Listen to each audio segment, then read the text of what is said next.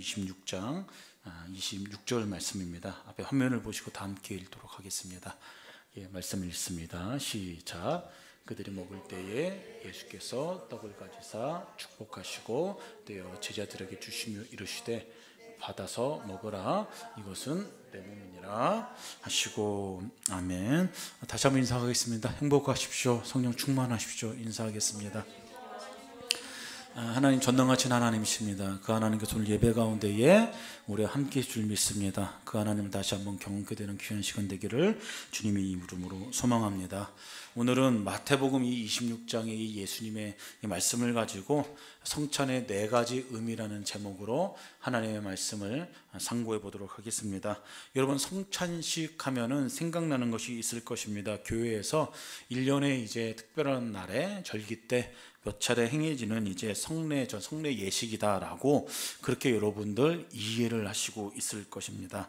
그러나 초대교회의 경우에는 그 모임 자체가, 그들의 모임 자체가 성찬식이었다라는 것을 여러분들 기억하셨으면 좋겠습니다. 사도행전에 보면은 자주 반복되는 내용이 있는데 그 표현이 뭐냐면은 떡을 때려서 이제 모였다라고 그렇게 표현하고 있어요. 떡을 떼기 위한, 무슨 얘기입니까? 곧 성찬을 하기 위해서 모였다라는 말씀입니다. 교회 출석한 지 오래된 성도님들이라면은 성찬이 가지고 있는 의미를 알 것입니다. 예수님께서 우리를 위해서 죽으셨다라는 것을 다시 한번 기억하고 기념하기 위한 거다라는 것은 여러분 많이 들어서 상식적으로 알고 계실 것입니다. 떡을 떼며 우리는 예수 그리스도의 그 죽으심을 기념하고 포도주를 마시면서 그 예수님의 피 흘리신 사건을 우리는 이제 기억하는 어떤 이제 성찬식을 통해서 이제 그런 일들을 하는 것이죠. 여러분, 그런데 26절 이제 본문 말씀 이유를 보면은 예수님께서 십자가로 가시기 전날 밤, 여러분 잘 아는 이제 최후의 만찬 시간이죠. 제자들에게 떡을 나누어 주면서 그 장면에서는 사실상 더 깊은 의미를 우리에게 부여하고 있다라는 사실을 또한 기억하셨으면 좋겠습니다. 그것을 이제 4가지를 의미하고 있는데 그 4가지를 살펴보고 오늘 함께 기도하는 시간 가지려고 합니다. 성경에 보니까 이 복음서에서는 4가지의 의미심장한 동사들을 사용했다라는 것입니다. 그 첫 번째가 뭐냐면은 가지사입니다. 가지사. 두 번째는 축복하셨다 합니다. 축복하시고. 그리고 세 번째는 떼었다라는 거. 떼었다. 떡을 떼지 않으셨습니까? 떡을 떼었다라는 것이죠. 그리고 네 번째는 주셨다라는 거예요. 이 4가지 동사가 성찬의 깊은 의미를 가지고 있다라는 것입니다. 그래서 헨리 나우엔이라는 사람은 그가 지었던 책 중에서 이 4개의 동사를 근거로 이제 성도들의 정체성에 대해서 이제 말해주고 있는데 그 첫 번째가 뭐냐면은 선택받은 자다. 그리고 두 번째가 너희들은 축복받은 자다. 세 번째가 상처받은 자다. 네 번째가 나누어주는 자다. 그렇게 정의하고 있습니다. 그래서 성찬을 통해서 나는 누구인가를 발견하셔야 되는데 이 4가지를 발견하셔야 된다라는 것이에요. 그래서 이 성찬식은 뭘 의미하냐면은 나의 정체성, 하나님의 백성으로서 나는 도대체 누구인가, 이것을 정의하는 시간인 것이에요. 그것을 확인하는 자리입니다. 그리고 우리가 삶의 터전 가운데에 어떻게 살아야 될지 다시 한번 확인하는 자리가 성찬의 자리였습니다. 그리고 초대교회 성도들은 사실상 그들의 모임 자체가 매일 성찬이었다는 것입니다. 성찬을 통해서 우리가 확인해야 될 정체성, 그 4가지 살펴보고 기도하는 시간 갖도록 하겠습니다. 첫 번째는 아까 말씀드린 대로 저와 여러분들은 하나님의 선택받은 자라는 것이에요. 이것을 잊어서는 안 된다는 것입니다. 우리가 사용할 수 있는 이제 많은 떡들이 있어요. 그 중에 성찬용으로 이제 하나를 선택해서 이제 이게 사용하죠. 무슨 얘기냐면은 구별시켰다라는 것이에요.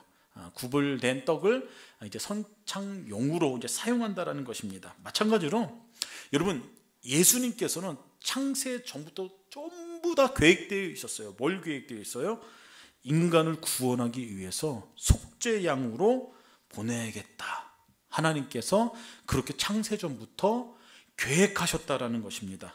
그런데 예수님도 그렇고 사도 바울도 그렇고 예수님의 제자가 된 백성이 된 저와 여러분들도 그렇고 창세전부터 이미 예수 그리스도 안에서 선택된 사람인 거죠. 하나님의 백성으로서.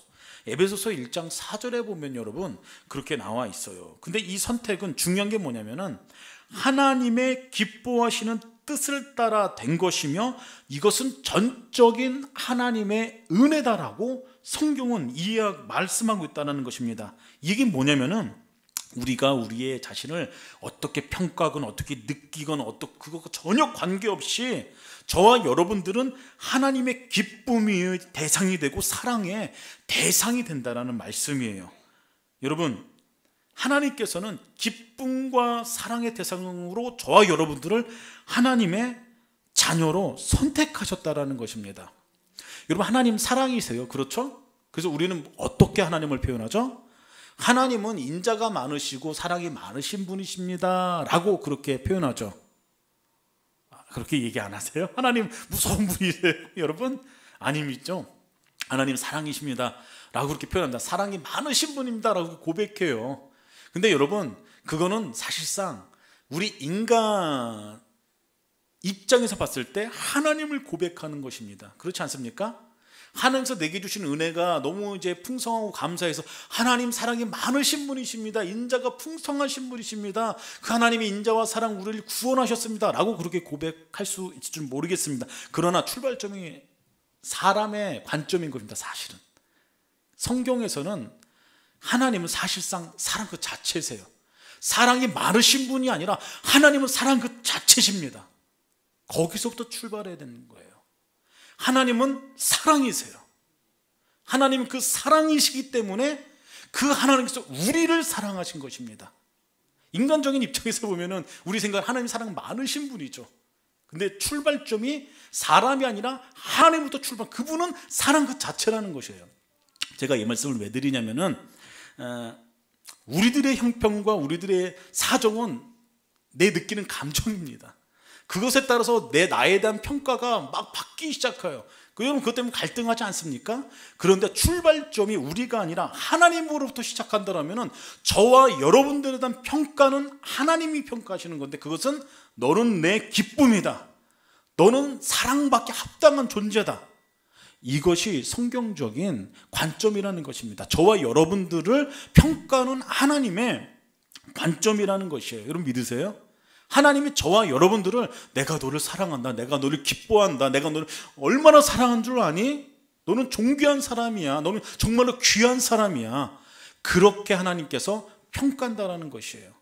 그래서 우리가 우리 자신을 평가를 합니다. 어떻게 평가하세요? 평가한다는 자체가 사실상 출발점이 잘못된 거예요. 우리들의 평가에 대한 출발점 하나님으로부터 시작되는 것이에요.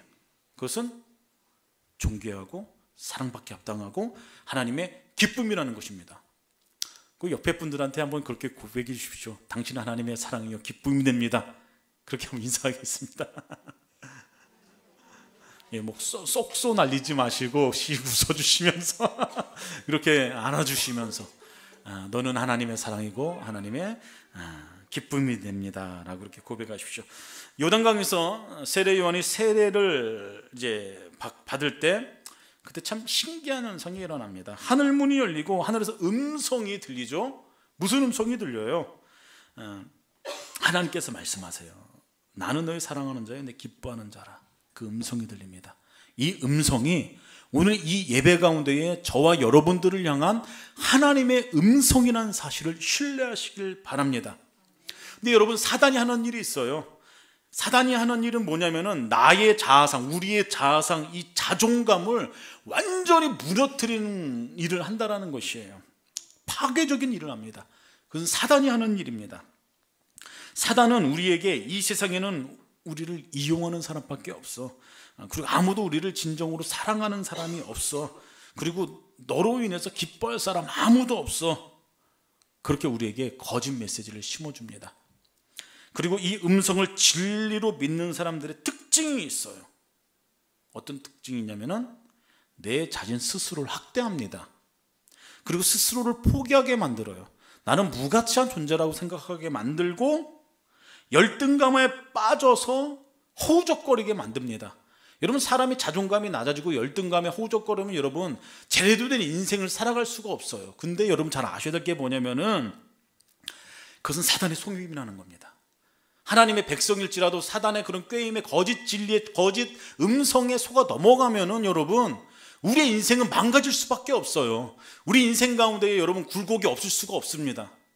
굴곡이 있다 하더라도 여러분 하나님께서 말씀하시는 거는 너는 내 사랑하는 자다. 너 내 기뻐하는 자다. 나와 함께 일어나자. 나와 함께 가자. 하나님께서 그렇게 말씀하신다는 것입니다. 근데 사단은 정반대의 말을 하죠. 세상 사람들이 너 사랑하지 않아. 너 그러고도 하나님의 백성이냐 하나님의 자녀냐. 너의 모습을 봐라. 너 완전히 망가져 있지 않느냐. 자책하고 막 그런 모습으로 우리를 구렁텅이로 넣는다라는 것이에요. 여러분, 하나님께서 우리를 주님의 자녀로 선택해 주셨습니다. 우리 안에 단 현상이 있어요. 주님의 기쁨이 하나님 우리를 얼마나 사랑하는지 우리는 온몸으로 온 마음으로 그것을 느낄 수 있다는 것입니다. 수요 예배 때 여러분 성화에 대해서 제가 나눠드렸습니다. 우리를 거듭나게 하신 분이 누구세요? 성령 하나님이세요. 우리를 거룩해 하신 분도 성령 하나님이세요. 거듭남 칭의도 성령 하나님의 사역이시고, 그리고 다시 한번 말해 성화란 무엇인가는 뭐냐면 다른 게 아니에요. 성령 하나님의 인도하심을 받아 따라 살아가는 것입니다. 그리고 성령의 인도하심 가운데에 우리가 연약해졌을 때도 성령 하나님께서 하시는 것이 있어요. 그게 뭐냐면은 우리를 위해서 탄식으로 중보하신다는 것입니다. 끊임없이 기도하신다는 것이에요. 그래서 성화는 우리가 그 하나님의 놀라운 사랑과 은혜를 덧입고 있다는 것을 깨닫는 것입니다. 하나님이 나는 자녀구나. 나는 사랑받는 백성이구나. 내가 연약할 때도 내가 쓰러질 때도 나를 위해 중보하시는 성령님이 계시는구나. 나는 하나님의 자녀구나. 하나님의 놀라운 사랑으로 나는 하나님의 자녀가 되었구나. 이것을 놓치지 않는 것입니다. 성화는 그래서 예수 그리스도의 생명과 바꿀 만큼 내가 그렇게 가치 있는 존재라는 것을 깨닫는 것으로부터 시작한다라고 제가 말씀드렸어요, 여러분. 성화는 세상의 그 어떤 것도 하나님의 그 놀라운 사랑으로 하여금 우리를 끌어낼 수 없는 것을 여러분 깨닫게 하는 것입니다. 그게 성화예요, 성화. 근데 성화 이것은 내 가치가 내 성공의 여부나 명예나 어떤 이제 나의 소유에 따라 결정된 게 아니라 나를 사랑하시고 나를 위해서 자기 몸을 버리신 예수 그리스도께 있음을 누리는 것입니다. 그래서 여러분, 성화는 종교적으로 거룩해지는 것이 아니에요. 인격적으로 예수님을 닮아감으로 우리는 그걸 경험하는 것입니다. 그렇지 않습니까? 그래서 종교적으로 성화를 이해하는 사람들은 특징이 있어요. 율법의 열매로 도덕적으로 이제 종교를 해석하고 그렇게 구하는 사람들은 연약한 사람들을 비난하기 시작합니다. 판단하기 시작해요. 정죄하기 시작해요. 그런데 진정한 예수님과의 만남을 통해서 인격적으로 그렇게 성회 과정을 걸어가는 사람들은 연약한 사람들을 세워주기 시작합니다. 그래서 죄인들을 용서하기 시작하고요. 그리고 하나님의 변함없는 사랑을 깨닫고 하나님 그 사랑을 누리면서 내 자신이 얼마나 귀한지 고백하기 시작한다는 것이에요. 이것이 성경에서 말하는 성화의 과정 가운데 있는 성령의 인도하심을 따라 사는 사람들의 여러분 특징이라는 것이에요. 그런데 그것의 시작이 뭐냐면은 내 자신이 얼마나 가치 있는지 이것을 아주 절실하게 깨닫는 것부터 시작된다는 것입니다. 제가 그 예화 하나 들려드렸잖아요. 어떤 사람이 와갖고 얘기합니다. 내가 100억 줄게요. 그럼 여러분 받겠죠? 저라도 받을 것 같아요. 근데 한마디 더 하죠. 100억을 주는데 내일 죽습니다. 받겠어요? 바로 나오잖아. 안 받지. 생명하고 그거 뭐 어떻게 바꿔요, 그걸요? 그 얘기는 뒤집어서 얘기하면 뭔 얘기예요, 그게? 내 생명이, 내 가치가 100억 이상이라는 얘기 아닙니까? 여러분 1조 준다고 바꿀 거예요? 바꿀 사람 없어요. 그럼 내 존재 가치가 그 이상이라는 것이에요.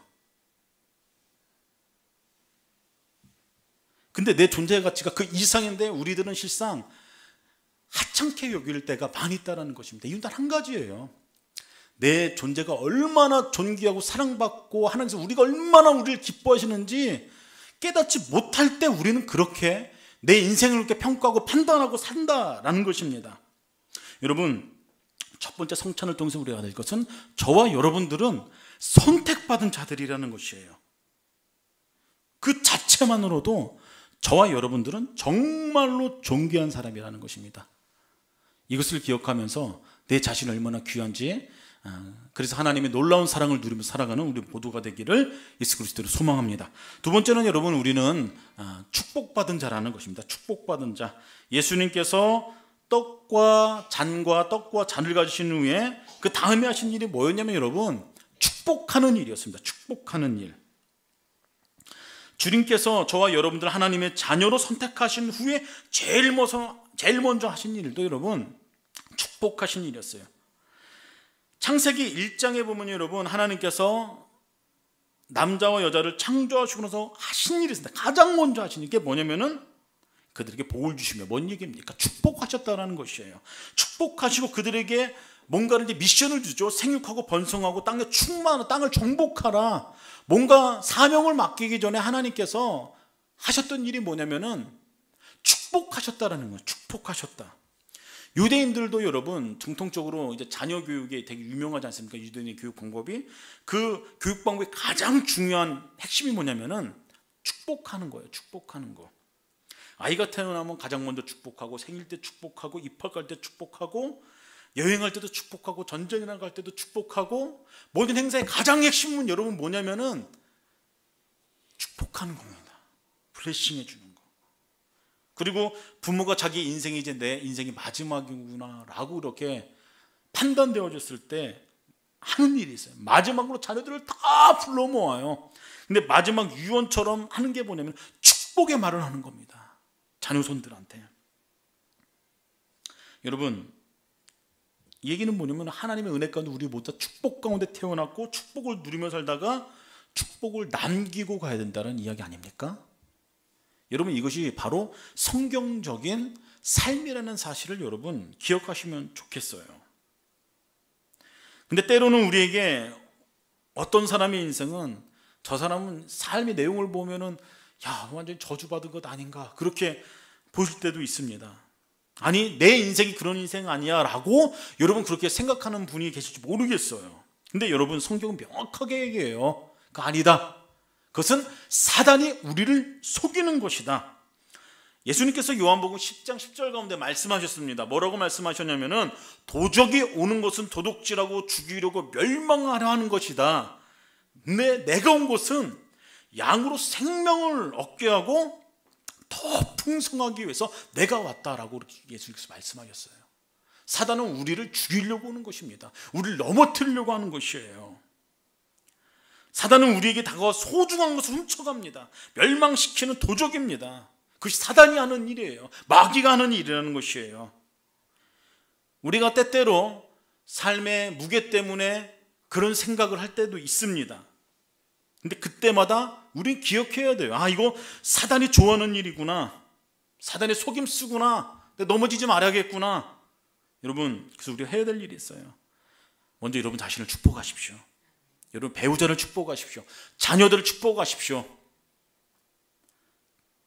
가족들을 축복하시고, 이웃들을 축복하시고, 이웃들을 파괴하고 저주하는 사단의 도구가 되지 마시길 바랍니다. 축복의 통로가 되십시오. 축복의 도구가 되십시오. 기도로 축복하고, 말로 축복하고, 여러분들의 얼굴이 뭐예요? 씩 웃어주는 거 아닙니까? 그렇게 축복하는 것이에요. 나도 그렇고 너도 그렇고 사랑받기 합당한 사람입니다. 축복받기 합당한 존재입니다. 왜요? 우리 어떠함이 아니라 하나님께서 그러하시기 때문에, 그분은 사랑이시기 때문에, 그분의 그 놀라운 사랑으로 우리는 하나님의 백성이 되었기 때문에 이 일들을 계속해 나가는 여러분들의 모습 되길 소망합니다. 세 번째는 우리는 깨어져야 할 자이라는 것입니다. 깨어져야 자라니까 이게 뭔 소린가 하는 부는 분들이 있을지 모르겠어요. 성찬의 떡은 선택됐고 축복받았습니다. 그리고 예수님께서 바로 이 떡을 취한 다음에 했던 일이 있어요. 그 떡을 깨트려 버리셨습니다. 깨트려 버렸어요. 우리가 있는 한글 성경에는 그 떡을 뗐다라고 표현되어 있잖아요. 근데 영어 성경에 보면 이거를 깨트렸다, 그런 단어를 썼어요, 여러분. 그래서 이 깨트림이 왜 필요한가? 여러분, 깨어지면은 어떻게 해야 돼요? 이게 부셔지면은 예수님께서 그 부셔뜨리고 한 게 뭐예요? 나누는 거 아니었습니까? 나누는 거. 깨어져야만이 나누는 자리 가운데 우리가 나갈 수 있다는 것이에요. 깨어지지 않으면 우리는 나누는 자리까지 나갈 수 없다는 것입니다. 이 깨어짐이 왜 필요한가 하면은 성찬의 마지막 의미인 나누는 그 자리에 들어가기 위해서 이 깨트려짐이 반드시 필요하다는 것입니다. 여러분, 기드온 때에 기드온이 전쟁에 승리하면 어떻게 승리한 줄 아십니까? 항아리에다가 횃불을 숨겨요. 그리고 이제 군사들로 하여금 결정적인 순간에 항아리를 다 깨게 만들고, 그럼 어떻게 돼요? 횃불이 막 빛나겠죠. 드러나게 만듭니다. 항아리가 깨졌을 때 그 일이 가능했지 않습니까? 마리아의 향후 옥합 사건도 여러분 잘 아실 거예요. 옥합을 깨트려요. 그러자 어떤 현상이 나타납니까? 순전한 나드 향이 흘러나와 예수님의 발을 적시고 온 집안을 향기로 완전히 뒤었습니다. 완전히 채웠어요. 기드온의 항아리가 깨어져야만 빛을 발할 수가 있었어요. 마리아의 그 옥합이 깨어져야만이 향기가 흘러차고 넘쳤다라는 것입니다. 같은 이유로 여러분, 하나님께서는 때때로 우리를 필수 조건으로 우리를 깨트리고 계실 때가 있다라는 것입니다. 여러분, 근데 이 깨트린다라는 것은 상처가 있어요. 아픔이 있어요. 하나님께서 우리를 깨트릴 때는 여러분, 우리에게 데미지가 생깁니다. 상처가 생겨요. 그러나 그 상처는 꼭 필요한 아픔인 것이에요. 상처인 것이에요. 아무도 이런 상황을 즐겨할 사람 아무도 없습니다. 그렇지 않습니까? 저도 싫어요. 누가 아프고 싶은 사람, 그런 상처받고 싶은 사람이 어디 있겠습니까? 그런데 그런 깨트림은 꼭 필요하다는 것이죠. 하나님, 그리고 그런 자리에 우리를 내몰 때가 있다는 것입니다. 깨어져야만이 빛이 흘러나옵니다. 깨어져야만이 향기가 진동한다는 것이에요. 여러분, 인생의 상처 없이 하나님의 사람으로 만들어지지 않습니다. 인생의 상처 없이 다른 이웃을 만져주는 그런 사람으로 세워줄 수가 없다는 것이에요. 그 때때로 상처는 어떻게 보면은 필요하다는 것입니다. 예수님께서 상처받으셨어요. 예수님의 상처는 뭐예요? 십자가에 못 박혀 죽으시는 것이었어요. 십자가로 가시기 전에 하신 말씀이 무엇이에요? 하나의 미랄이 떨어 죽지 않으면 그 하나리 그대로 있는데 죽으면 많은 열매를 맺는다. 예수님께서 그렇게 말씀하셨어요. 그리고 몸소 실천하셨습니다. 완전히 부셔졌어요. 어디서요? 십자가 선상에서 완전히 산상조각 나가셨어요. 예수님께서 십자가 선상에서 완전히 깨어지셨어요. 그 결과가 뭐예요? 온 인류를 구원하는 그런 구원의 방법을 대안으로 제시한 건 아닙니까? 구원의 대안이 뭐예요? 다른 건 아닙니다. 예수님 바라봐라. 예수님 믿어라. 인생의 주인을 예수님을 모셔라. 십자가를 바라봐라. 그거 아닙니까? 얼마나 구원을 간단 명료하게 하나님께서 만들어 놓으셨어요. 그것만 바라봐라. 그것만 믿어라. 그거 아닙니까? 십자가는 그래서 여러분, 사람들을 구원하기 위해서 꼭 필요한 것이었습니다. 그래서 우리 인생에 십자가도 있어요. 그 십자가는 예수님께서 그렇게 꼭 하셨던 것처럼 우리도 필요한 부분이라는 것이에요. 그렇기 때문에 여러분들 인생에 깨어짐의 십자가가 있습니까? 여러분들 잘 아실 거예요. 근데 피하지 마십시오, 여러분. 십자가에 달려서 때로 우리가 죽어야 될 때도 있습니다. 피해야 될 때도 있어요. 찢어져야 하고 깨어질 때가 여러분 분명히 있어요. 그때 우리는 그렇게 기도하는 거예요. 예수님께서 하신 것처럼 내 뜻대로 하지 마시고 하나님 아버지 뜻대로 하옵소서. 내 뜻대로 하지 마시고 당신의 뜻대로 하옵소서.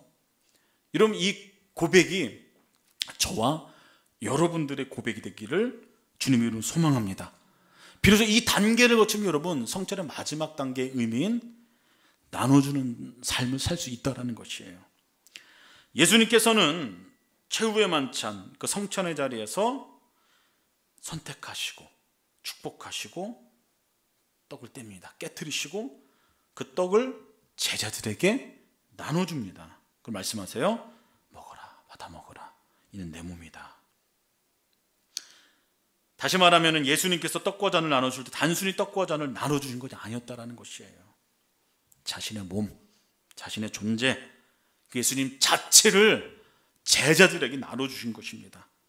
성찬을 통해서 우리는 이제 그의 몸과 그의 영원한 생명을, 그의 생명을 먹는 자가 됐다는 의미죠. 그리고 성찬의 은혜는 거기서 끝나지 않습니다. 이 생명을 받은 자들이 이 생명을 나눠야 된다는 것이에요.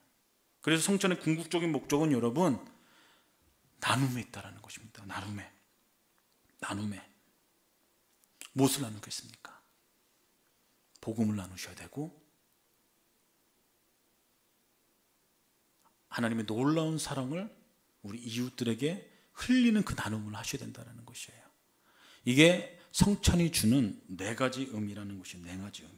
선택하시고 축복하시고 깨트리시고 나누시고 이 의미를 기억하면서 한 주간 내가 어떠한 존재인지 다시 한번 기억하면서 묵상하면서 하나님의 백성답게 멋지게 살아가시는 우리 세운교회 교우 여러분들이 다 되기를 예수 그리스도의 이름으로 축복합니다.